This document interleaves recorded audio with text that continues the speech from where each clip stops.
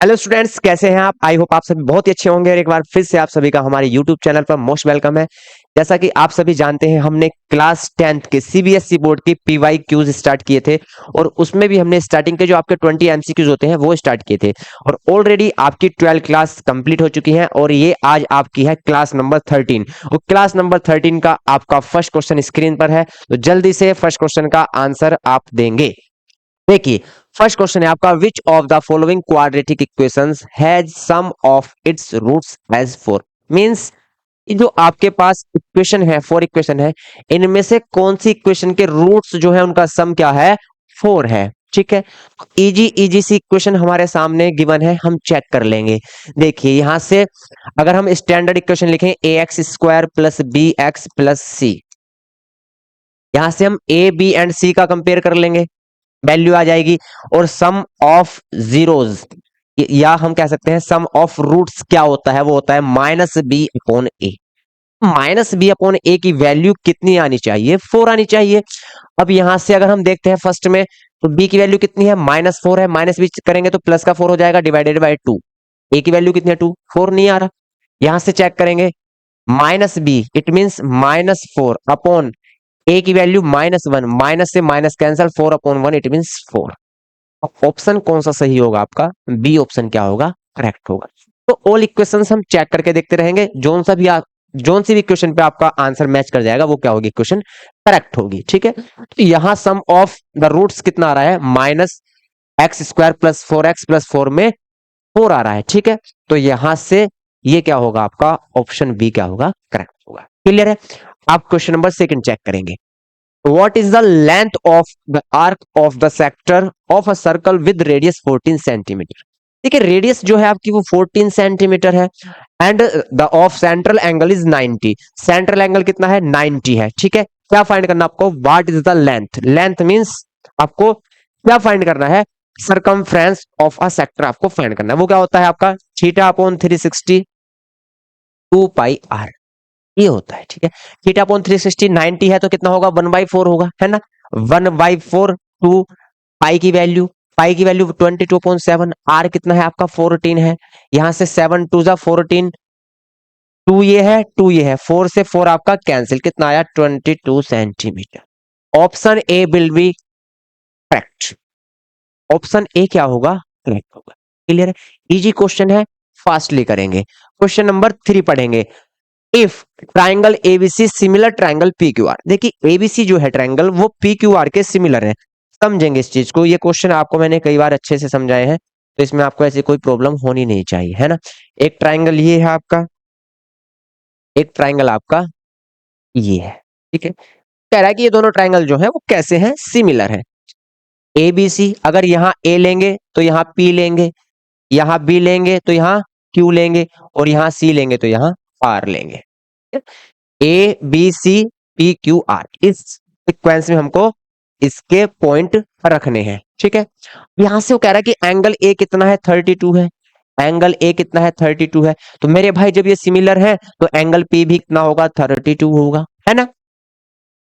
Are कितना है आपका? 65 है। एंगल आर 65 है तो यहां से एंगल सी भी 65 होगा। क्लियर है? हमसे क्या पूछा गया है? Angle B. देखिए यहां से ऑल एंगल्स का सम कितना होता है? 180 होता है। 180 होता है। एंगल बी फाइंड करना है, 32 ये है, 65 ये है, तो कितना हो जाएगा? 97। इन दोनों का सम हम कितना लेंगे? 97। और टोटल एंगल 180 होते हैं तीनों, माइनस कर देंगे तो एंगल बी आ जाएगा यहां से, तो कितना आएगा? 83। आंसर आएगा आपका 83। Option C will be your correct answer. Option C क्या होगा? करेक्ट होगा। नेक्स्ट देखिए, if p and q are natural numbers and p is the multiple of q। देखिए p जो है वो q का मल्टीपल है, p is the multiple of q। अगर मैं कहूं कि भैया 6 है, वो 2 का मल्टीपल है। 6 जो है वो 2 का मल्टीपल है, तो ऐसे कह रहा है p जो है वो q का मल्टीपल है। एचसीएफ क्या होगा? अरे जब भाई 2 का मल्टीपल है तो अगर 2 और 6 का एचसीएफ ले हम तो 2 ही होगा, है ना? 2 एंड 6 में एचसीएफ क्या होगा? 2 होगा। वो कह रहा है कि 6 जो है 2 का मल्टीपल है, बिल्कुल है, सही बात है। तो ऐसे वो कह रहा है कि Q जो है, सॉरी P जो है वो Q का मल्टीपल है, तो यहां से मेरे भाई एचसीएफ क्या होगा? Q होगा। इसके मल्टीपल में है वही क्या होगा? आपका एचसीएफ होगा। Option C will be your correct answer. Option C क्या होगा? करेक्ट होगा। Clear. 5 the coordinates of vertex A of a rectangle ABCD whose 3 vertices are given.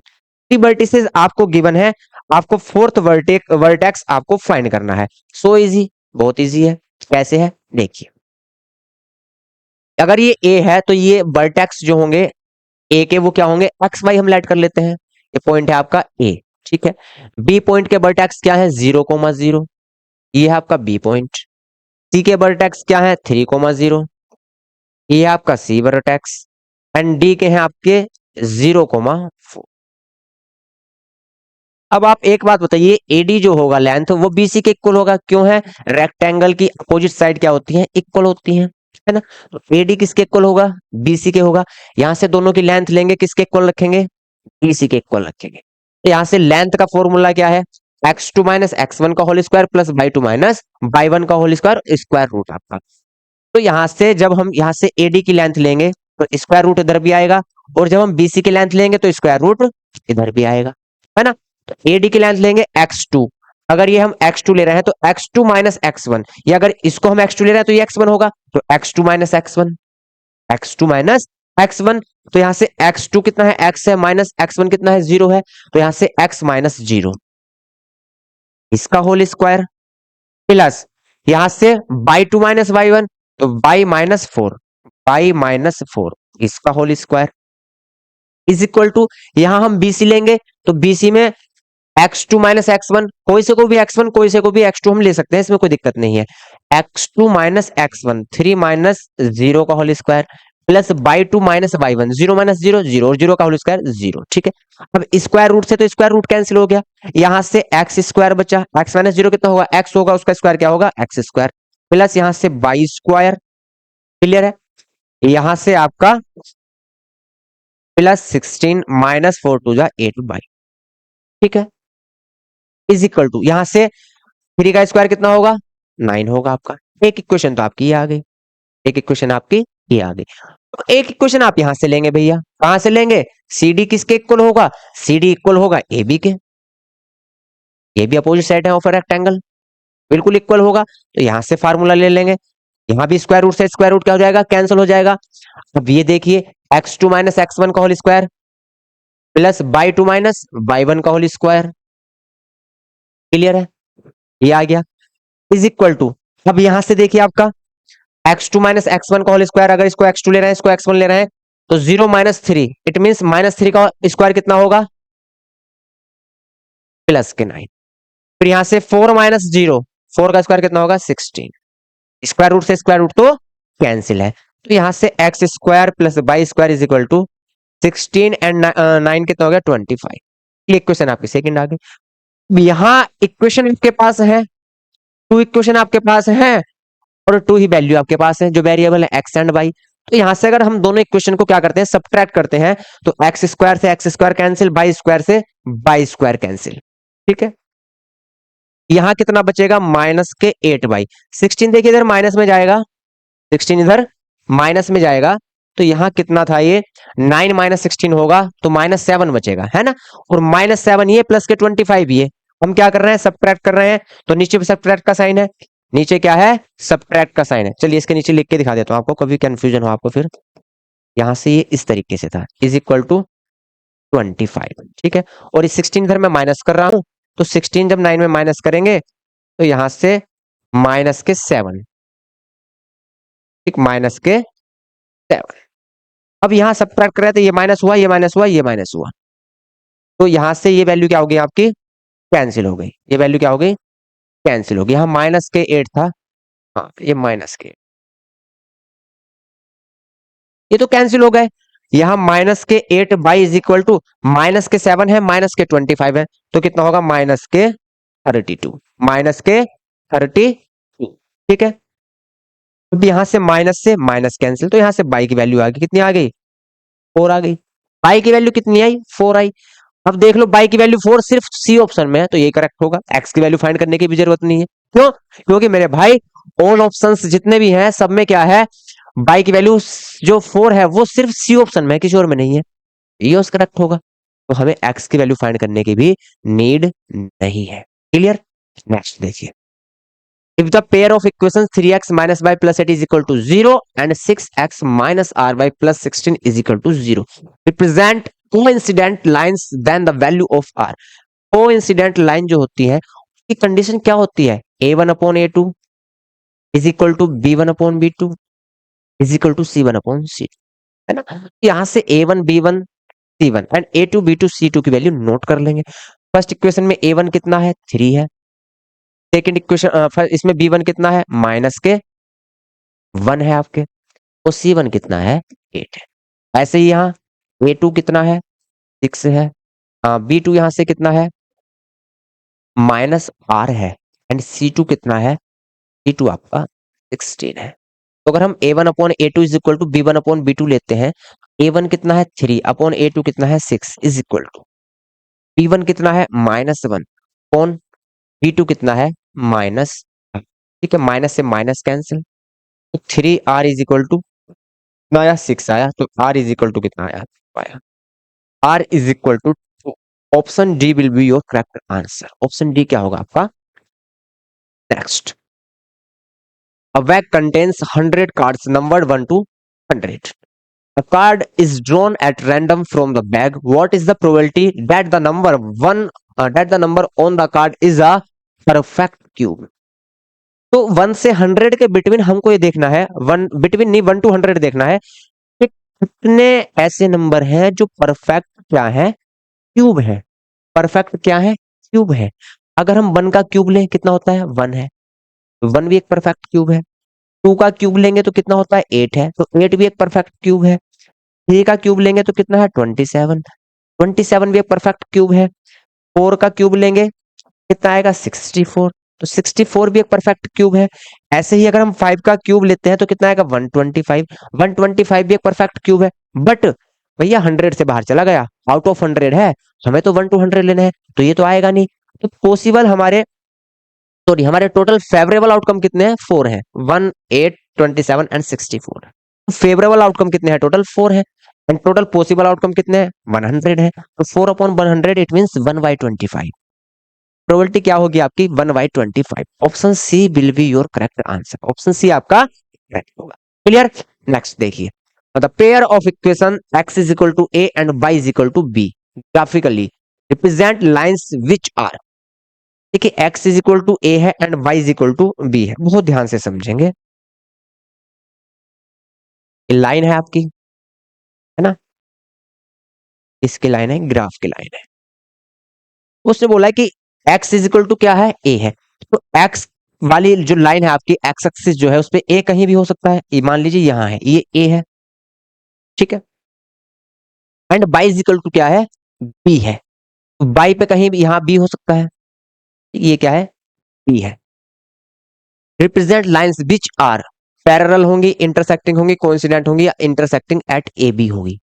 देखिए अगर हम यहां से ऐसे चलते हैं और यहां से ऐसे चलते हैं, ठीक है, तो ये जो इंटरसेक्टिंग पॉइंट है ये क्या होगा? ए कॉमा बी होगा.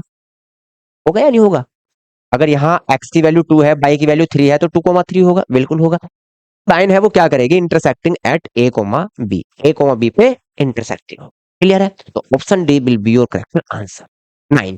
If one zero of the polynomial 6x square plus 37x minus k minus 2 is reciprocal of the other. एक जो जीरो है वो क्या है? दूसरे के रेसिप्रोकल है ना? तो these zeros are reciprocal to each other. Clear? Then what is the value of k? तो k की हमें वैल्यू फाइंड करनी है. तो यहां से वो कह रहा है कि यदि एक आपका रूट कह सकते हैं या जीरो कह सकते हैं वो अल्फा है, तो सेकंड क्या होगा? 1 अपॉन अल्फा होगा. क्लियर है? यहां से प्रोडक्ट ऑफ जीरो क्या होता है? Product of zeros alpha multiply 1 upon alpha, वो होता है आपका सी अपॉन ए. सी अपॉन ए. अगर रूट्स आपके अल्फा बीटा है तो प्रोडक्ट ऑफ रूट्स क्या होगा? अल्फा मल्टीप्लाई बीटा, और उसकी वैल्यू क्या होती है? सी अपॉन ए. लेकिन यहाँ तो एक अल्फा है, एक 1 अपॉन अल्फा है, तो अल्फा मल्टीप्लाई 1 अपॉन अल्फा क्या होगा? सी अपॉन ए. जरा इक्वेशन से सी की वैल्यू बताना कितनी आएगी. यहां से सी की वैल्यू कितनी आएगी आपकी? माइनस के माइनस 2. यह सी की वैल्यू अपॉन ए. ए की वैल्यू कितनी है? 6 है. और अल्फा से अल्फा कैंसिल, तो इधर क्या बचा? 1 बचा. 1 का मल्टीप्लाई 6 में होगा, is equal to 6 minus a minus minus plus 2. देखिए माइनस की मल्टीप्लाई अंदर कर दी ना, यहाँ से 2 जो है प्लस का वो इधर माइनस में जाएगा, तो 4 बचेगा, कितना आएगा -k, तो k is equal to -4। k की वैल्यू आपकी क्या आएगी -4। Option A will be your correct. Option A क्या होगा आपका। नेक्स्ट पढ़िए भाई। What is the total surface area of a solid hemisphere of diameter d। अब देखिए डायमीटर d है तो रेडियस क्या होगा, रेडियस डायमीटर का हाफ होता है, तो रेडियस होगा d/2। मैंने रेडियस क्यों फाइंड किया, क्योंकि मेरे भाई जब सरफेस एरिया फाइंड करते हैं तो उसमें हमें फॉर्मूले में रेडियस की जरूरत होती है, तो रेडियस की जरूरत है तो रेडियस फाइंड करनी पड़ेगी। डायमीटर d है तो रेडियस क्या होगा, उसका हाफ होगा, d/2 होगा। अब हेमिस्फेयर का टोटल सरफेस एरिया, हेमिस्फेयर का टोटल सरफेस एरिया टीएस से कितना होता है 3πr²। 3πr², बहुत बार आपको बताया है, ठीक है। तो यहां से 3 multiply pi as it is रहेगा, ऑप्शन में है r², इट मींस r कितना है आपका d/2, तो d/2 का स्क्वायर करेंगे, होल स्क्वायर करेंगे, क्लियर है। तो यहां से 3, देखिए डिवाइड में 2 है उसका स्क्वायर करेंगे तो डिवाइड में 4 आ जाएगा, और πd², तो 3/4 πd², 3/4 πd², option D is correct. Option D क्या है, करेक्ट है, क्लियर। नेक्स्ट, इजी से क्वेश्चन है, कोई दिक्कत नहीं है, फटाफट करेंगे। If 3 coins are tossed simultaneously what is the probability of getting at most 1 tail. देखिए बहुत अच्छा क्वेश्चन है, उसने बोला है एट मोस्ट 1 टेल, कि ज्यादा से ज्यादा 1 टेल होना चाहिए, एक टेल होना चाहिए। कम कितना भी हो, 0 हो तब भी चल जाएगा, 0 भी चल जाएगा, बट कंडीशन क्या है, एट मोस्ट 1 होना चाहिए, 1 से ज्यादा नहीं होना चाहिए, है ना। 1 से ज्यादा नहीं होना चाहिए, 1 से कम भले चल जाए, 0 भले चल जाएगा। देखिए अब कितने आपके कॉइन्स है, 3 कॉइन्स है, तो सबसे पहले आपको ये पता होना चाहिए कि जब 3 कॉइन्स है तो टोटल पॉसिबल आउटकम कितने होंगे। तो मेरे भाई कॉइन कितने हैं, 3 है। अब ये देखिए आप, कॉइन में कितने फेसेस होते हैं, 2 फेसेस होते हैं, एक हेड और एक टेल। तो फेसेस जितने होंगे वो तो भैया क्या लेंगे हम, बेस लेंगे, ठीक है। और जितने कॉइन है उसको लिखेंगे पावर में, तो 2⁻3, इट मींस टोटल जो पॉसिबल आउटकम होंगे वो होंगे आपके 8। ऐसे ही जब हम डाइस को देखते हैं तो 2 डाइस अगर एक साथ लेते हैं तो डाइस में फेस कितने होते हैं, 6 होते हैं, तो उसको बेस में लेते हैं 6, है ना। अगर 2 डाइस ले रहे हैं तो पावर 2 करेंगे, इसलिए टोटल पॉसिबल आउटकम कितने होते हैं, 6 का स्क्वायर, इट मींस 36। तो इस तरीके से पॉसिबल आउटकम आप निकाल सकते हैं अगर किसी को नहीं आते हैं, ठीक है। तो यहां से ये तो पता चल गया कि टोटल जो पॉसिबल आउटकम है वो कितने हैं हमारे, 8 है। लेकिन फेवरेबल आउटकम कितने होंगे, अब देखिए उसने बोला है कि अगर टेल जो है 1 टाइम भी ना आए तब भी चल जाएगा, लेकिन ज्यादा से ज्यादा एक बार हो, एक से ज्यादा ना हो, कम भले ही हो, तो ये पॉसिबिलिटी भी हमारी चल जाएगी। मतलब अगर तीनों में हेड हेड हेड है तो ये चल जाएगा, है ना। फिर एक में हेड टेल हो, दूसरे में हेड है, फिर तीसरे में थर्ड में भी हेड है, ये भी चल जाएगा। फिर हेड है, फिर सेकंड में टेल है, और फिर थर्ड में हेड है, ये भी चल जाएगा। अब अगर फर्स्ट में हेड है, सेकंड में हेड है, थर्ड में टेल है, ये भी चल जाएगा। इसके अलावा और कोई कंडीशन नहीं बनेगी। टोटल जो फेवरेबल आउटकम है हमारे वो है 4, ठीक है। 4 है आपके favourable outcome. Total possible outcome कितने हैं, 8 है। तो आंसर क्या होगा, 4/8, या इसको हम 1/2 भी बोल सकते हैं। 1/2 ऑप्शन में नहीं है, तो 4/8 will be your correct answer. 4/8 क्या होगा, ध्यान से करेंगे क्वेश्चन को। ये आपका सिमिलरिटी का है, रेशियो वाला। तो ये तो हर, देखिए आज तक मैंने आपको 12 कंप्लीट कराए हैं एमसीक्यूज की जो क्लास है, और ये 30 नंबर की क्लास है।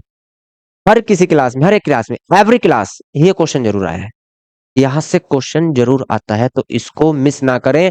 और ये विदाउट पेन के ही सोल्व हो जाता है। देखिए यहां से कितना है, 2 है, ये कितना है, 3 है, ये कितना है, 3 है, तो ये कितना होगा ये आपको बताना है। तो अगर हम 2/3 लें तो ये रेशियो किसके प्रोपोर्शनल में होगा, 3/x के, 3/x के होगा।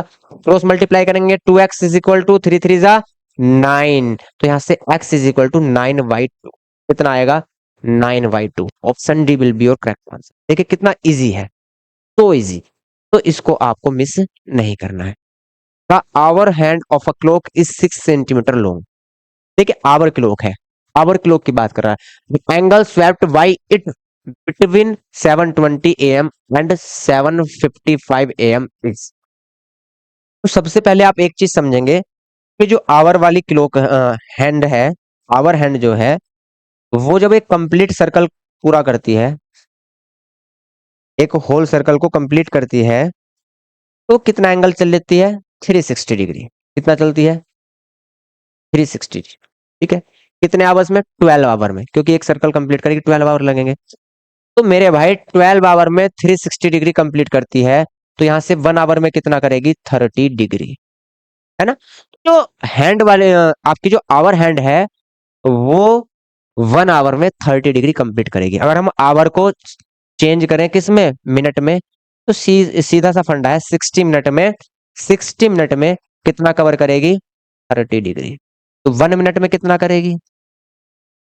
1/2 डिग्री, है ना। 1/2 डिग्री मतलब 1 मिनट हाफ डिग्री। अभी यहां से 720 से 755 तक कितने मिनट हो गए? मिनट हो गया भैया 35। मिनट कितने हो गए? 35 मिनट। 1 मिनट में हाफ है, तो 35 में 35 का हाफ कर देंगे, तो 35/2 डिग्री। ये आपका आंसर हो। तो कितना एंगल कवर करेगी? 35/2, it means 17.5 degree.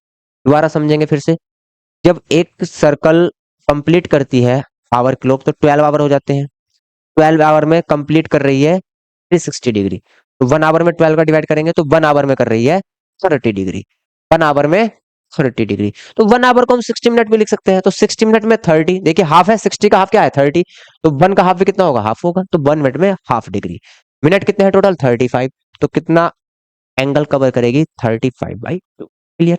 Next, the zeros of the polynomial P x is equal to are given by. Simple है इसमें तो, एक इक्वेशन आपको गिवन है, उसके जीरोस हमें फाइंड करने हैं। x² plus 4x+3। अब देखिए 3 के ऐसे फैक्टर जो ऐड करके कितना आ जाए? 4 आ जाए, तो 3 बन जा 3। तो इसको हम लिख सकते हैं 3x+x+3। अब यहां से x है तो x+3 आया, यहां से x1 कॉमन है तो x+3 आया। एक ब्रैकेट बना आपका x+3, एक बना आपका x+1। तो जब दोनों को 1/1 करके जीरो लेंगे तो x की वैल्यू कितनी आएगी? -1 -3, -1 -3। Option D will be your correct answer. Clear है। नेक्स्ट देखते हैं। In the given figure the quadrilateral PQRS circumscribes a circle here PA is equal to PC। PA plus PC is equal to कितना होगा? देखिए PA, अब ये क्या है? टेंजेंट है, तो टेंजेंट क्या होती है? इक्वल होती है। तो PA किसके इक्वल होगा? PD के इक्वल होगा। PA किसके इक्वल होगा? PD के इक्वल होगा। ठीक है। फिर CS की बात कर रहा है वो, CS भी क्या है? टेंजेंट है, और ये SD भी टेंजेंट है, तो ये दोनों आपस में क्या होंगे? इक्वल होंगी। तो CS किसके इक्वल होगा? SD के। CS equal SD। ठीक है। उसने पूछा है आपसे PA प्लस CS, तो PA के प्लेस पे रखेंगे PD, प्लस CS के प्लेस पे रखेंगे SD। और PD plus SD, PD PD plus SD, ये किसके इक्वल है? PS के इक्वल है। ये किसके इक्वल है? PS। Option C will be your correct answer. Option C क्या होगा? Next, if alpha and beta are the zeros of the quadratic polynomial, then the value of alpha square plus beta square। Alpha square beta square कैसे आएगा? जब हम alpha plus beta का whole square करेंगे तब वहां से हमें क्या मिलेगा? Alpha square plus beta square मिलेगा। तो अल्फा प्लस बीटा मतलब सम ऑफ जीरोस पहले हमें चाहिए। ठीक। तो सम ऑफ जीरोस हम फाइंड करेंगे, वो क्या होता है? -b/a, -b/a। और b की वैल्यू कितनी है? -a। बी की वैल्यू कितनी है? -1, और -1 पहले से ही है, तो क्या हो जाएगा? प्लस का ए हो जाएगा अपॉन ए। ए की वैल्यू कितनी है? 1 है ना। तो यहां से अल्फा प्लस बीटा कितना आया? बी। अब हम प्रोडक्ट ऑफ जीरोस लेंगे, अल्फा बीटा। वहां से सी की वैल्यू कितनी है? -b अपॉन ए। ए की वैल्यू 1, अल्फा बीटा है आपका -b। अब यहां से अल्फा प्लस बीटा का होल स्क्वायर करेंगे तो क्या मिलेगा? Alpha square plus beta square, ठीक, प्लस 2 अल्फा बीटा, ये मिलेगा हम। क्लियर है। चलिए करते हैं। तो देखिए अल्फा प्लस बीटा की वैल्यू कितनी है? ए। अब हम बोथ साइड स्क्वायर कर रहे हैं, तो इधर भी स्क्वायर होगा, इधर भी स्क्वायर होगा। ठीक है। यहां से मिला alpha square plus beta square plus 2 alpha beta is equal to a square. अब यहां से alpha square plus beta square की वैल्यू तो हमें फाइंड करनी है, तो एज इट इज रहने देंगे। 2 मल्टीप्लाई अल्फा बीटा कितना है? -के is equal to a square. Alpha square plus beta square is equal to a square. अब देखिए -के 2 भी हो गया, इधर जाएंगे तो +2 भी। A square plus two B, A square plus two B, option B, option B क्या है, करेक्ट है। Next, the area of the triangle form by the line X upon A plus Y upon A is equal to 1। अब देखिए x upon ए, ये तो यहां से ए जो होगा वो किसका इंटरसेक्टिंग पॉइंट होगा, एक्स का होगा। इट मींस एक्स इक्वल कितना होगा, यहां से ए होगा। बाई अपॉन बी है तो बाई की वैल्यू क्या होगी, बी होगी। ठीक है, तो यहां से अगर हम क्वाड्रेंट लेते हैं, देखिए समझेंगे ध्यान से, तो इजी, कुछ नहीं है, इजी है एकदम।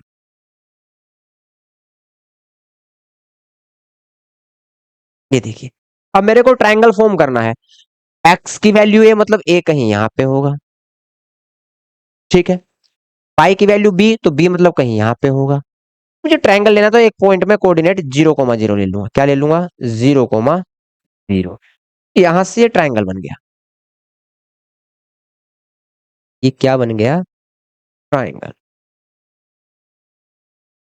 और ये ट्राइंगल जब 0,0 पे है तो यहाँ पे 90 होता है, तो इसका एरिया कितना होगा, half multiply base multiply height.